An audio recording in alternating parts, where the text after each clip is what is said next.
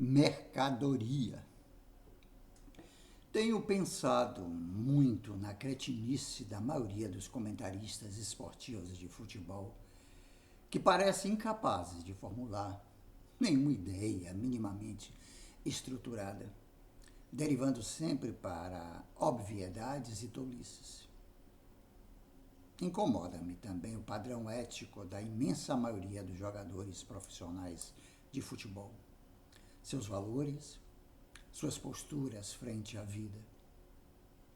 Com raríssimas exceções, parece ser todos arremedos de Daniel Alves, de Robinho, de Neymar. Não por acaso, todos bolsonaristas militantes. A lista poderia ser ampliada indefinidamente, mas esses três ex-atletas bastam como exemplos. Sim, são exemplos. E não apenas de indigência moral, ética e intelectual. São exemplos de vida para adolescentes que, apoiados por seus pais, sonham ser como eles, por mais chocante que possa parecer essa afirmação. Na opinião da Veridiana, os jogadores de futebol apenas reagem com escrutidão à violência de que são vítimas objetificadas desde crianças, comercializadas como gado. Concordo com ela, mas vou além. Sou exagerado. Todos sabem. Tratados como mercadoria desde cedo, é verdade. Muitos dos atletas não tiveram de onde aprender a existir em sociedade como seres humanos minimamente solidários ou cooperativos.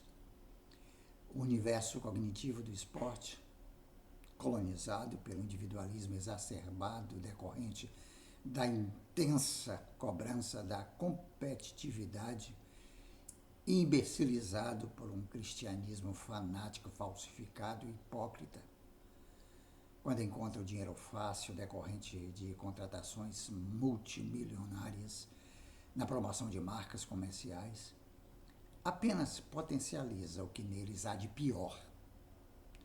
O mesmo se reproduz, em maior ou menor grau, em todas as esferas da subcultura futebolística, desde a elite de que são exemplos os três jogadores acima lembrados, até a base da pirâmide que estratifica a circulação dessa peculiar forma de mercadoria, onde vivem, sonham e se esforçam milhões de brasileirinhos esperançosos de, um dia, serem como Neymar.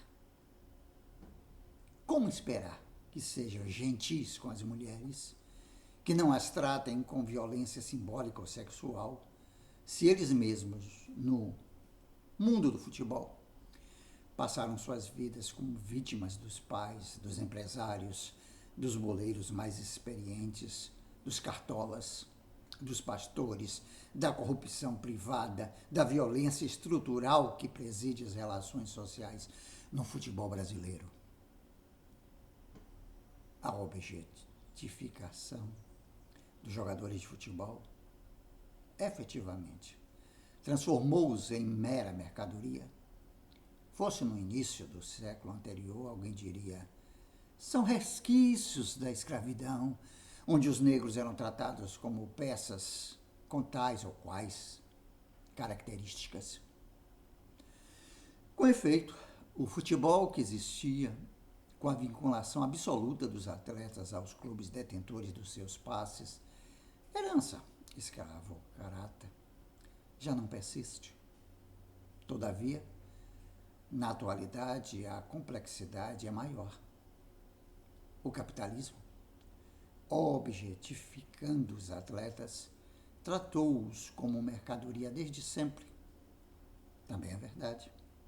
Mas, nesses tempos de ultraliberalismo, os torcedores não são mais meros aficionados a um escudo ou uma equipe de seu bairro ou de sua cidade. infelizmente, muito influenciados pelo que nos é incutido pela maioria dos comentaristas esportivos, passamos a torcer pelos lucros do investidor que comprou a SAF do nosso time, que nos trouxe jogadores dele, e normalizamos o fato das peças poderem serem compradas, arrendadas, alugadas, emprestadas ou vendidas. São coisas. Algumas dão lucro, outras apresentam defeitos, outras dão prejuízo. E nós, torcedores, torcemos pelo lucro dele, do investidor, quando o dono de nosso time do coração decidir que, financeiramente, compensa se desfazer desta ou daquela mercadoria, nutridos pela ingenuidade de que o capital amealhado será reinvestido no plantel de jogadores ou na contratação de um técnico estrangeiro. Recentemente, uma dessas SAF, que foi rebaixada à segunda divisão, comemorou com seus torcedores a redução de seu déficit em 2023. Se o time foi comprado por um grupo de investidores capitalistas, por intermédio de uma sociedade anônima do futebol, qualquer pessoa minimamente racional haverá de concluir que tal redução da dívida não lhe diz mais respeito. O problema já não é mais dos associados do clube, que, aliás, seguem endividados. Não existe mais o clube, aquele clube que nos empolgava. Existe agora uma empresa privada que visa lucro no comando do futebol. Todavia, por mais ridículo que seja, presenciamos o surgimento de torcedores da empresa dona daquilo que outrora foi um clube de futebol. Torcedores do capital alheio. Enfim. Na minha infância, eu queria ser como o Sicupira. Usava a camisa 8 do time do campeão do bairro, cujas traves eram antigas latas de azeite cheias de areia. Hoje as crianças têm outros ídolos. Meu time só foi campeão quando eu tinha 12 anos. Depois deste título, apenas quando eu já era advogado, em 1982. Naquele tempo, o Griga era do Cuxa, assim como o Madureira era do Ferroviário. Os jogadores tinham time, não era apenas mercadoria. Nostalgias à parte. O futebol de hoje guarda apenas uma remota semelhança com aquilo que foi antes do neoliberalismo se apossar também desta dimensão de nossas vidas.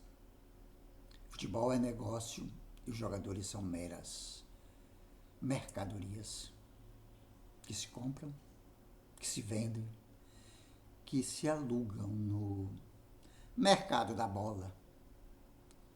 Um time da segunda divisão do Campeonato Paranaense subirá caso isso seja do interesse econômico dos investidores, dos donos dos jogadores e não por motivações decorrentes das paixões da torcida.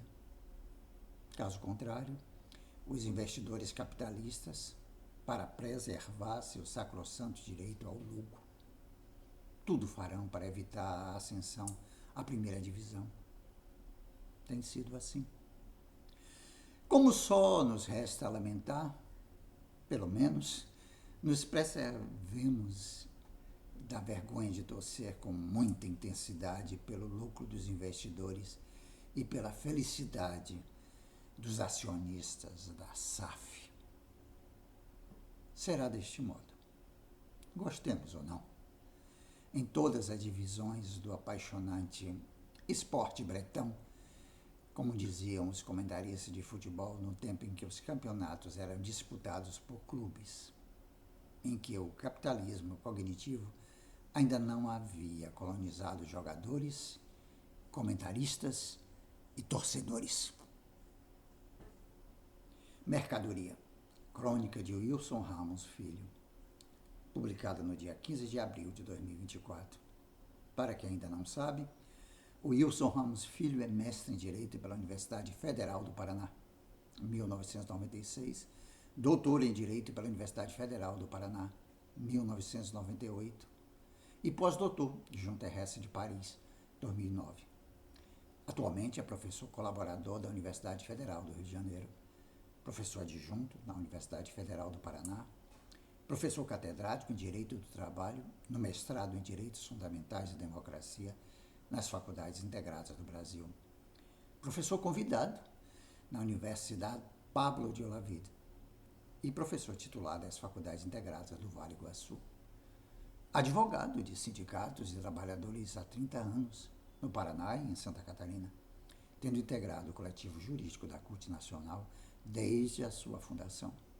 Autor de livros e artigos dedicados aos direitos sociais, sindicalismo e direito do trabalho. Ultimamente, coordena o grupo de pesquisa Trabalho e Regulação no Estado Constitucional. Gosta também das crônicas de Wilson Ramos Filho? Então, curta, compartilhe, comente, se inscreva neste canal Jorge Lula Barreto e ative o sininho para receber notificações. 2 vídeos novos curtos todos os dias, pela manhã e outra tarde.